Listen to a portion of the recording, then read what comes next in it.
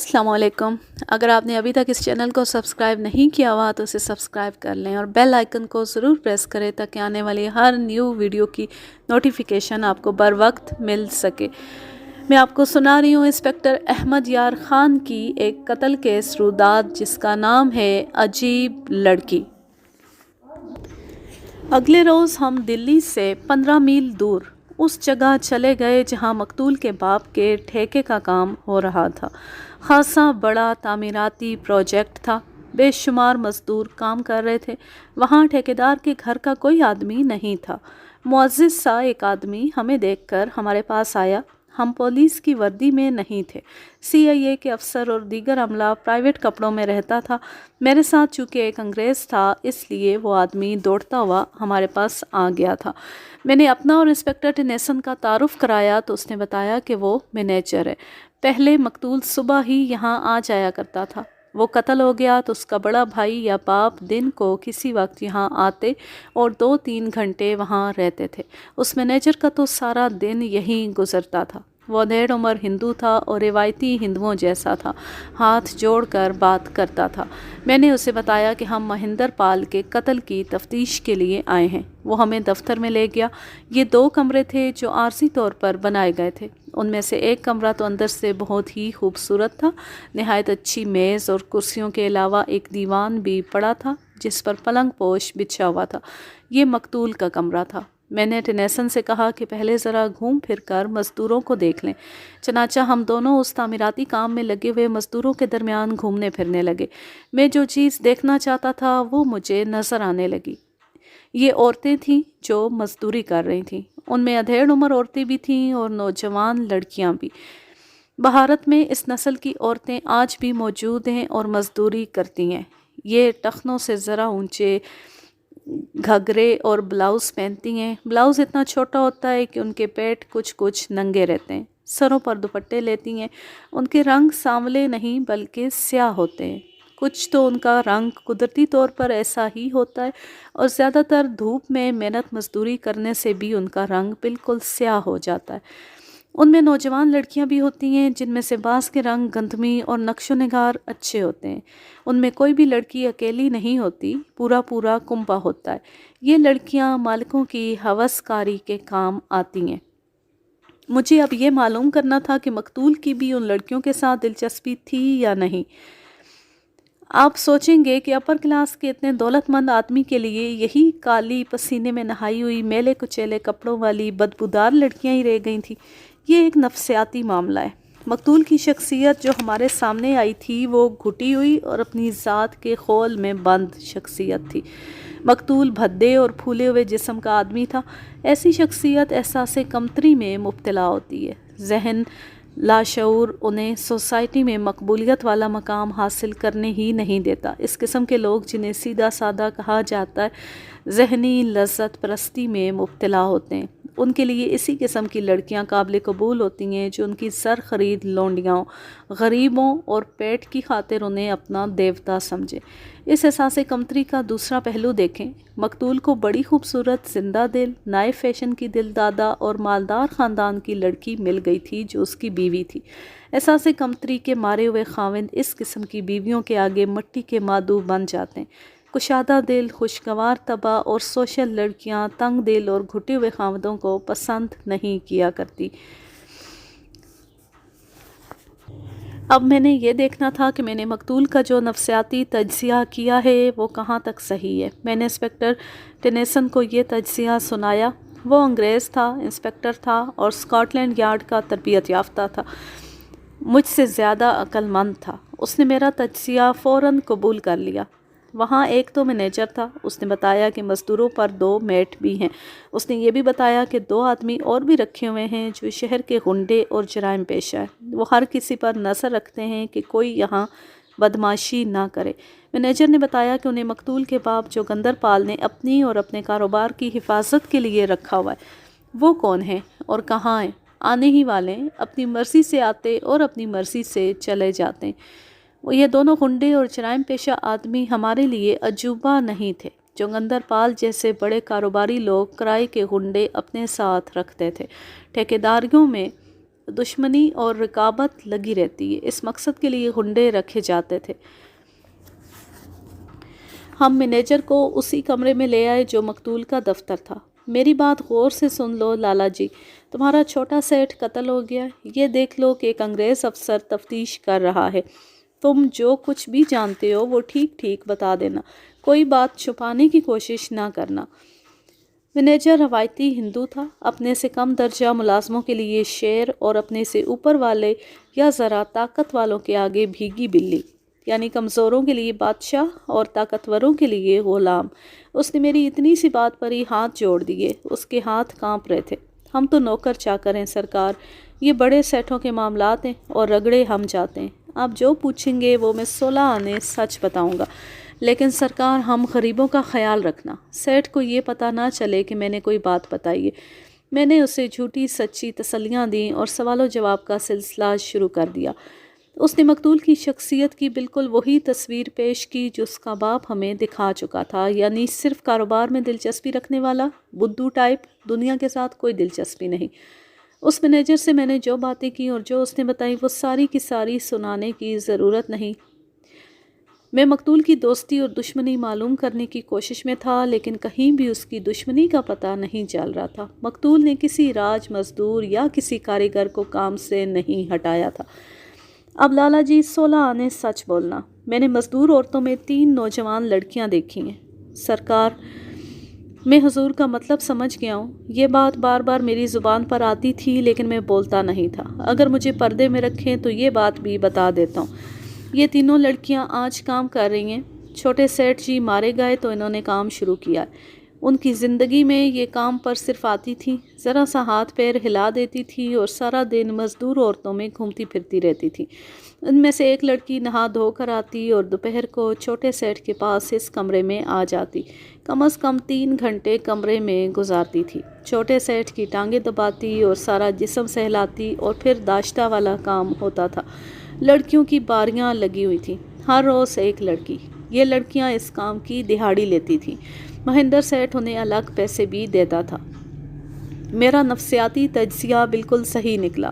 Inspector ٹینیسن بالکل خاموش بیٹھا مسکرا رہا تھا۔ اسے اطمینان تھا کہ میں صحیح لائن پر چل رہا ہوں۔ اس نے مینیجر کے ساتھ صرف ایک بات کی تھی، خیال کرو مینیجر، تم ٹھیک بولے گا تو ہم تمہارے ساتھ ٹھیک رہے گا، سچ بولو، کسی کو معلوم نہیں ہونے دے گا۔ ان لڑکیوں کے ساتھ ان کے مرد بھی یہاں کام کرتے ہوں گے؟ جی ہاں سرکار، ان کے بھائی یہاں کام کرتے ہیں، ایک کا باپ بھی یہی ہے۔ وہ اپنی لڑکیوں کو روکتے نہیں یا انہیں معلوم ہی نہیں کہ ان کی لڑکیوں سے کیا کام لیا جا رہا ہے؟ آپ انہیں کیا سمجھتے ہیں سرکار؟ ان لوگوں نے پیسہ کمانا ہے، یہ ہر کام کر لیتے ہیں۔ ان کے باپ اور بھائی مقتول سیٹھ کو جھک کر سلام کرتے ہیں کہ وہ ان کی لڑکیوں کو بہت پیسے دیتا ہے۔ وہ ٹھیک کہہ رہا تھا، میں اس کلاس کو اچھی طرح جانتا تھا۔ یہ لوگ چھوٹے موٹے جرائم بھی کر لیتے تھے۔ میں نے یہ سوچا تھا کہ دشمنی کا ایک باعث یہ بھی ہو سکتا ہے۔ میں نے مینیجر سے کہا کہ باہر جا کے دیکھے کہ سیٹھوں کے وہ ہنڈے آ گئے ہوں تو انہیں ہمارے پاس لے آئے۔ مسٹر ملک، میرا خیال ہے کہ ہم یہاں وقت ضائع کر رہے ہیں۔ نہیں، اس مینیجر سے ہمیں کچھ کام کی باتیں معلوم ہوئی ہیں۔ یہ پتہ چل گیا ہے کہ مقتول کا کردار کیا تھا۔ میرا خیال ہے کہ مقتول کسی اور عورت کے چکر میں آ کر قتل ہوا ہے۔ یہ جو 2 ہنڈے آ رہے ہیں ان سے بھی کچھ نہ کچھ معلوم ہو جائے گا۔ وہ آ گئے ہیں سرکار، انہیں اندر بھیج دو اور آپ باہر بیٹھے۔ 2 آدمی اندر آئے، ایک کی عمر 40 سال کے لگ بھگ اور دوسرا 30 سال کا ہوگا۔ دونوں نے صاف ستھرے اور قیمتی کپڑے پہن رکھے تھے۔ دونوں کے چہروں پر رونق اور خود اعتمادی تھی۔ انہوں نے جھک کر ہمیں سلام کیا۔ بڑے کے چہرے کا تاثر بدل گیا، وہ مجھے دیکھ کر گھبرا گیا تھا اور حیران بھی ہو رہا تھا۔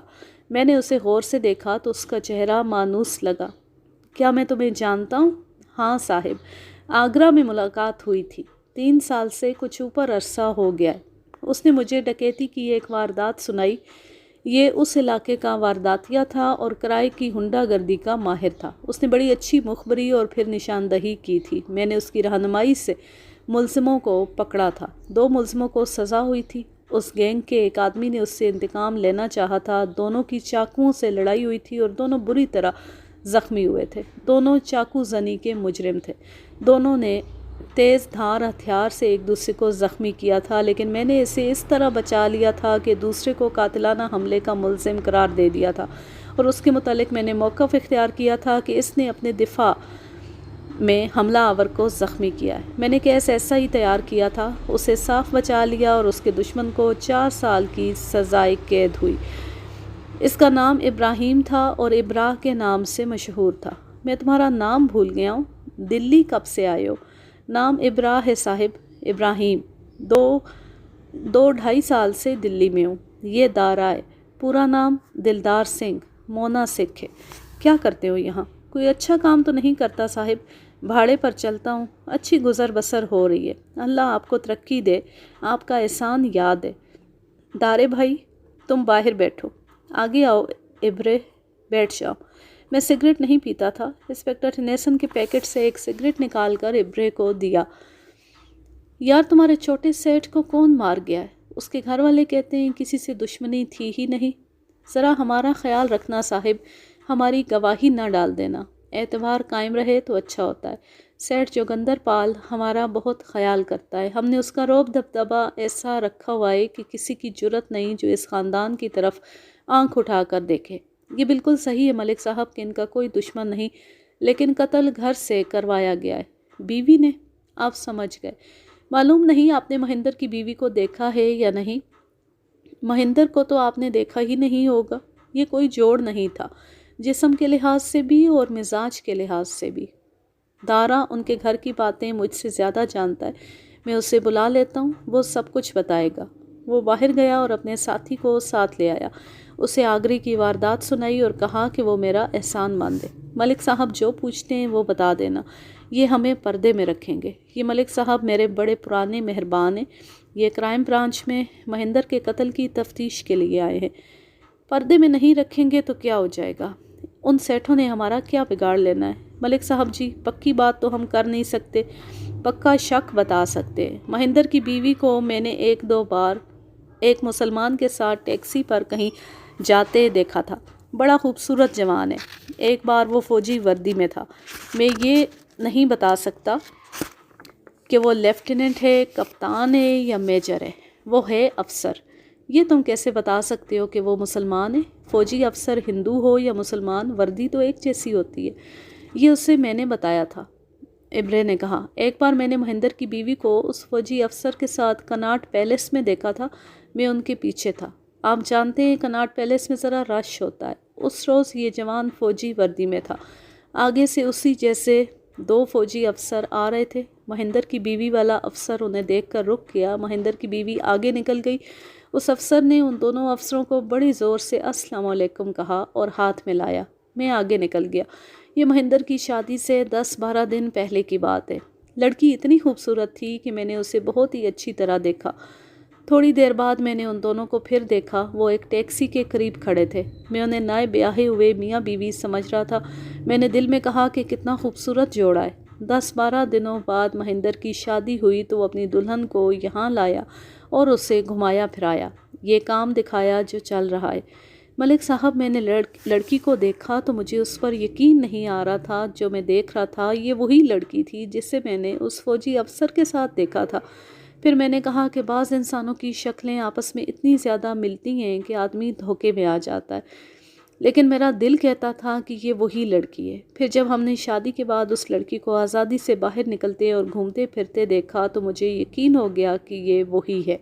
شادی کے بعد دارے نے دوبارہ مجھے بتایا کہ اس نے مہندر کی بیوی کو ایک بڑے خوبصورت اور جوان فوجی افسر کے ساتھ دیکھا، تو میں نے اسے بتایا کہ وہ مسلمان ہے۔ دارا کہنے لگا کہ سیٹھ کو بتا دیتے ہیں کہ یہ لڑکی ٹھیک نہیں۔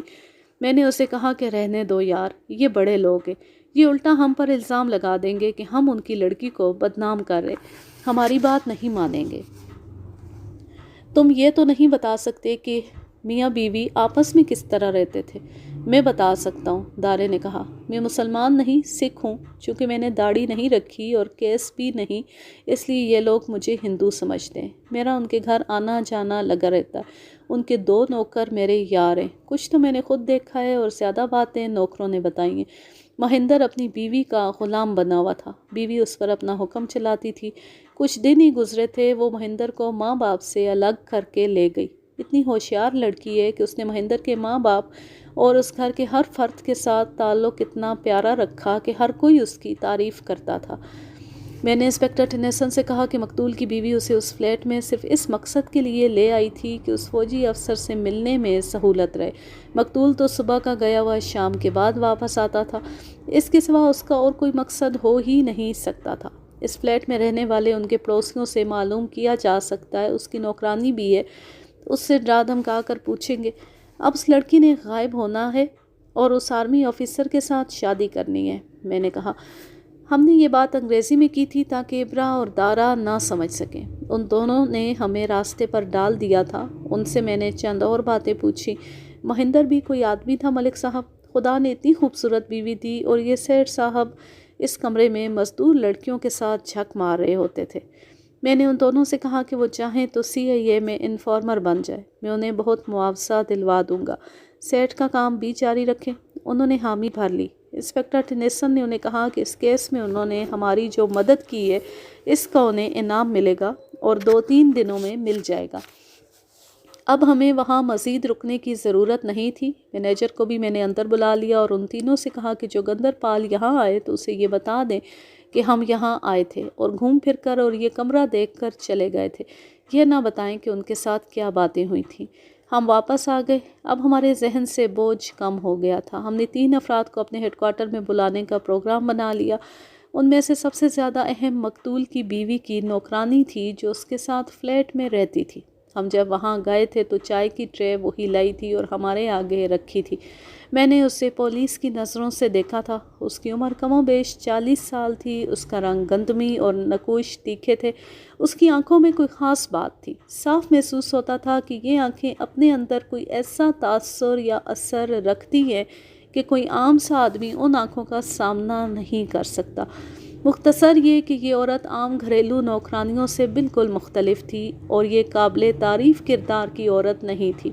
میں نے باہر آ کر انسپکٹر ٹنیسن سے کہا کہ یہ نوکرانی شاید کسی وقت ہمارے کام آئے، اس کی آنکھوں میں کچھ راز ہے۔ باقی جن 2 افراد کو بلانا تھا وہ مقتول کی بیوی کے پڑوسی تھے، ایک دائیں طرف کے گھر والا اور ایک بائیں طرف رہنے والا۔ تینوں کو ایک ہی بار نہیں بلائیں گے، پہلے نوکرانی کو بلائیں گے۔ اگر اس نے راز اگل دیا تو پڑوسیوں کی ضرورت نہیں رہے گی۔ ہم نے اسی دن کے پچھلے پہر اپنی برانچ کے ایک ASI کو تحریری سمن دے کر بھیج دیا کہ اس نوکرانی کو ساتھ لے کر آئے۔ جہاں تک مجھے یاد ہے یہ نوکرانی 4 بجے سے کچھ پہلے آ گئی۔ ASI نے بتایا کہ مقتول کی بیوہ کو بتایا کہ اس کی نوکرانی کو اپنے ساتھ تفتیش کے لیے لے جانا ہے تو یک لخت اس کے چہرے کا رنگ پیلا پڑ گیا اور آنکھیں سفید ہو گئی۔ آپ اتنی زیادہ نروس کیوں ہو گئی ہیں؟ اس سے کچھ باتیں پوچھنی ہیں، پھر میں اسے خود یہاں چھوڑ جاؤں گا۔ آپ کو ذرا سا بھی پریشان نہیں ہونا چاہیے۔ ہمیں اس کی پریشانی کا کوئی خیال نہیں تھا، یہ تو ڈپلومیسی تھی کہ ASI اسے تسلیاں دے رہا تھا۔ پولیس جس کسی کو بھی شامل تفتیش کرتی ہے اس کے گھر والے پریشان ہوتے ہیں، منتیں کرتے ہیں، رشوت بھی پیش کرتے ہیں کہ ان کے آدمی کو تھانے نہ بلایا جائے۔ نوکرانی آئی۔ انسپکٹر ٹنیسن نے مجھے کہا کہ میں اکیلا اس سے پوچھ گچھ کروں کیونکہ انگریز افسر کی موجودگی میں یہ عورت گھبرائے گی۔ یہ اللہ کا کرم تھا کہ میری ساکھ ایسی بن گئی تھی کہ انگریز افسر مجھ پر بھروسہ کرتے اور میری رائے اور میرے فیصلوں کو مانتے تھے۔ میں نوکرانی کو تفتیش کے کمرے میں لے گیا اور کرسی پر بٹھا دیا۔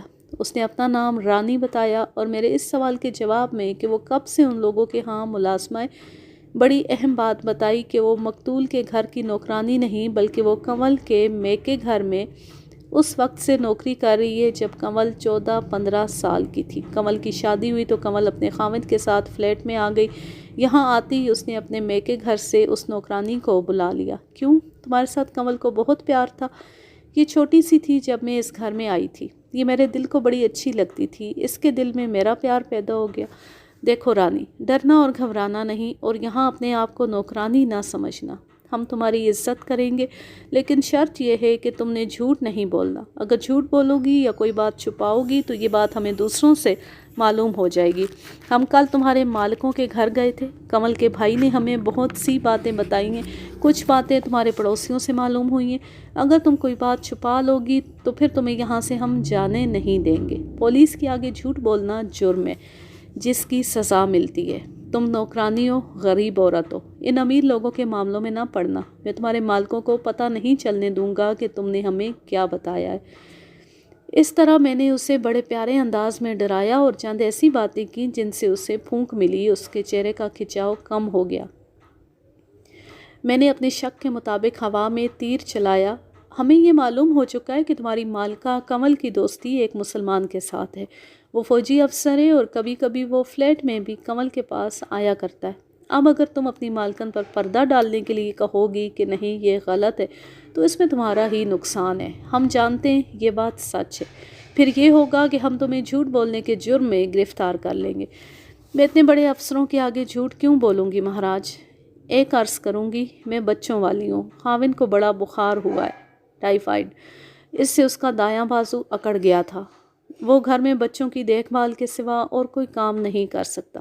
کمل دیوی کی مہربانی ہے کہ میں معذور خاوند اور 3 بچوں کا پیٹ پال رہی ہوں، اگر کمل کو پتہ چل جائے کہ میں نے اس کا بھید کھول دیا ہے تو میرے بچوں کا کیا بنے گا؟ نہ آپ کا حکم ٹال سکتی ہوں، نہ اپنی مالکن کا، اس کا حکم ہے کہ اس کی کوئی بات کسی کو نہیں بتانی۔ نوکروں اور مساروں کی یہ بہت بڑی مجبوری ہوتی ہے کہ وہ اپنے آقاؤں کو ناراض کرنے کا خطرہ مول نہیں لے سکتے، لیکن یہ بدقسمت لوگ جب پولیس کے ہاتھوں میں آ جاتے ہیں تو ان پر نزع جیسی کیفیت طاری ہو جاتی ہے۔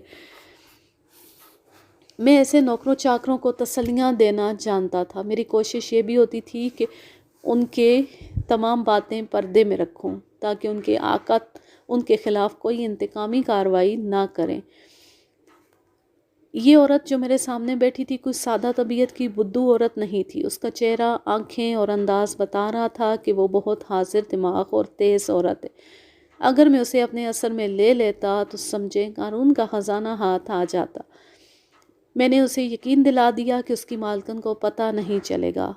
اس نے کہا، آپ کو ٹھیک بتایا گیا ہے، میں تو کنول کی نوکرانی ہوں لیکن اس کی رازدار بھی ہوں، یہی وجہ ہے کہ اس نے مجھے اپنے ساتھ رکھا ہوا ہے۔ کنول جب کالج میں پڑھتی تھی تب بھی میں اس کی رازدار تھی۔ میں آپ کو یہ بات بتا دوں کہ راز صرف اتنا سا ہے کہ اس کی دوستی ایک مسلمان فوجی افسر کے ساتھ ہے جو شادی سے پہلے کی ہے۔ یہ بھی بتا دیتی ہوں کہ ان کی دوستی ناجائز تعلقات والی ہے۔ میں یہ نہیں بتا سکتی کہ شادی سے پہلے ان کے تعلقات جسمانی تھے یا نہیں، یہ یقین سے کہتی ہوں کہ شادی کے بعد ان کے تعلقات میاں بیوی والے ہو گئے تھے۔ میں نے اس سے کچھ باتیں پوچھیں جو اس نے صاف صاف بتا دیں۔ اس نے ایک عجیب بات بتائی، شادی کے بعد کنول اپنے خاوند کو اس کے گھر والوں سے الگ کر کے لے آئی تھی۔ یہ فلیٹ کنول کے بھائی نے اسے کرائے پر لے دیا تھا۔ کنول نے فلیٹ میں آتی ہی اس نوکرانی کو اپنے والدین کے گھر سے بلا کر اپنے پاس رکھ لیا تھا۔ کنول کا خاوند صبح گھر سے نکلتا اور رات کو واپس آتا تھا۔ فلیٹ میں آنے کے 1 ہفتے بعد مقتول کو کاروبار کے سلسلے میں لاہور جانا پڑا۔ وہ دوپہر کی ریل گاڑی سے گیا، کنول نوکرانی کو بتا کر کہیں چلی گئی۔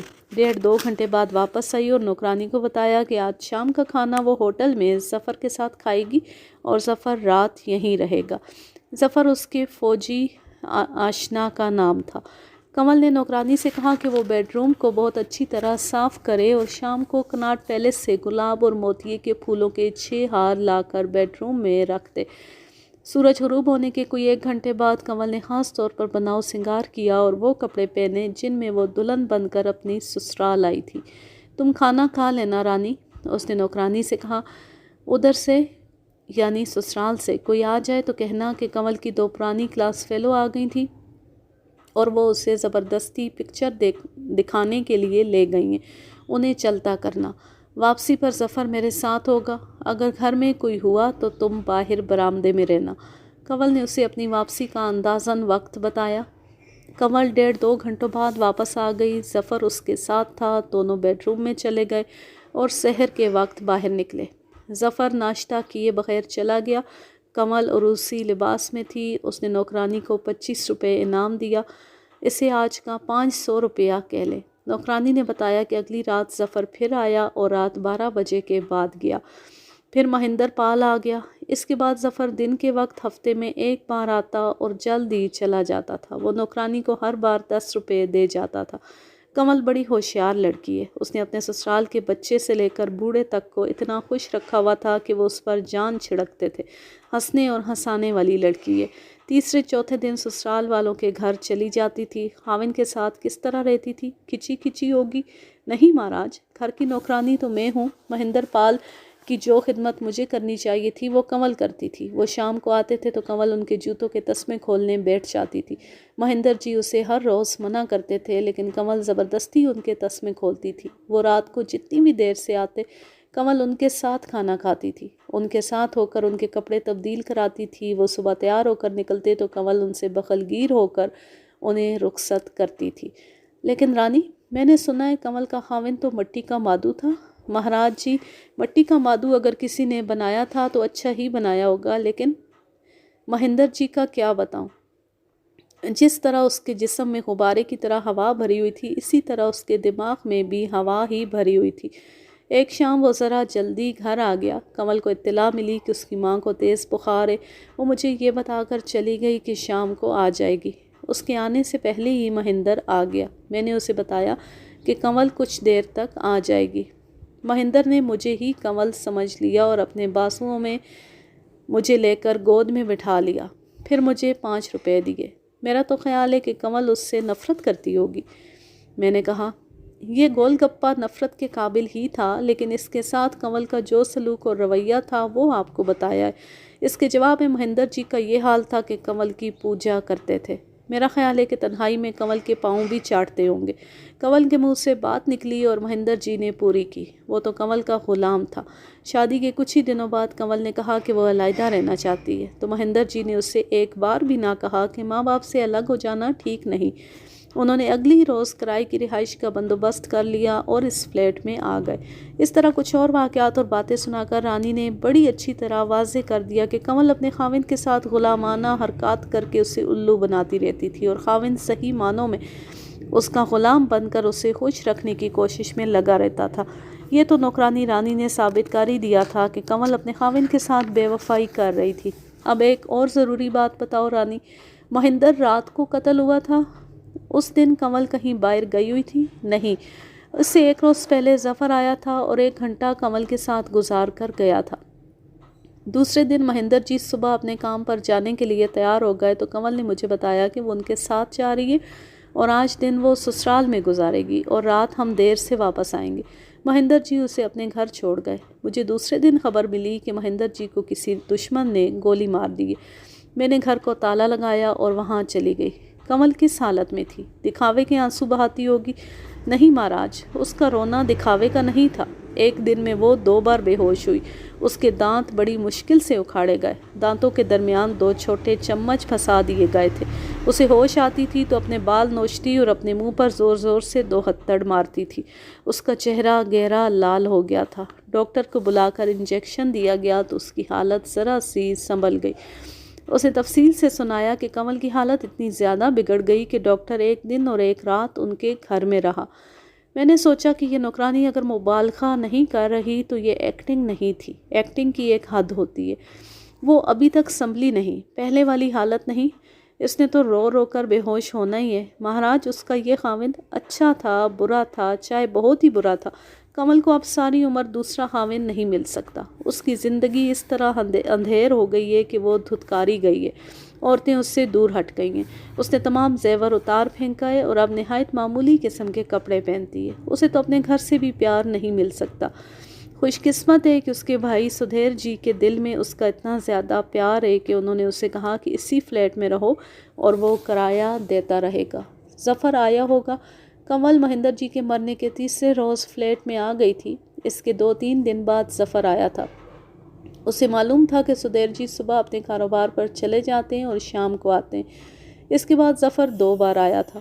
ان کی آپس کی باتیں تم نے نہیں سنی؟ نہیں مہاراج جی، وہ دونوں بیڈ روم میں بیٹھتے ہیں اور دروازہ اندر سے بند کر لیتے ہیں۔ میری ڈیوٹی یہ ہوتی ہے کہ پہرا دوں، کوئی آ جائے تو انہیں اطلاع دوں۔ فلیٹ کے پیچھے لوہے کی گول سیڑھی ہے۔ ظفر ادھر سے آسانی سے بھاگ سکتا ہے، لیکن ابھی تک ایک بار بھی ایسا نہیں ہوا کہ کوئی آ گیا ہو۔ آنا بھی کس نے ہے؟ کمل کی بڑی گہری سہیلیاں بھی نہیں آتی۔ اب ایک ایسی بات پوچھوں گا جو تم نہیں بتاؤ گی، جہاں تم نے کوئی راز چھپا نہیں رہنے دیا وہاں یہ راز بھی بتا دو۔ تم عقل والی عورت ہو، کیا تم نے یہ نہیں سوچا کہ کنول نے اپنے خاوند کو ظفر کے ہاتھوں مروایا ہوگا اور کچھ وقت گزرنے کے بعد وہ ظفر کے ساتھ غائب ہو کر مسلمان ہو جائے گی اور اس کے ساتھ شادی کر لے گی؟ تم کنول کی رازدار ہو، میرا خیال ہے اس نے تمہیں یہ راز بھی دے دیا ہوگا۔ نہیں مہاراج، کنول نے مجھے ایسا کوئی راز نہیں دیا۔ میں نے خود بہت سوچا ہے کہ کنول کو کس نے بیوہ کیا ہے۔ گھوم پھر کر خیال یہیں پر آ کر رک جاتا ہے کہ کنول نے قتل کروایا ہے اور ظفر نے قتل کیا ہے۔ پھر میں نے یہ بھی سوچا کہ کنول نے اگر ظفر کے ساتھ ہی شادی کرنی تھی تو شادی سے پہلے اس کے ساتھ بھاگ جاتی۔ شادی کر کے خاوند کو قتل کرانے کی کیا ضرورت تھی؟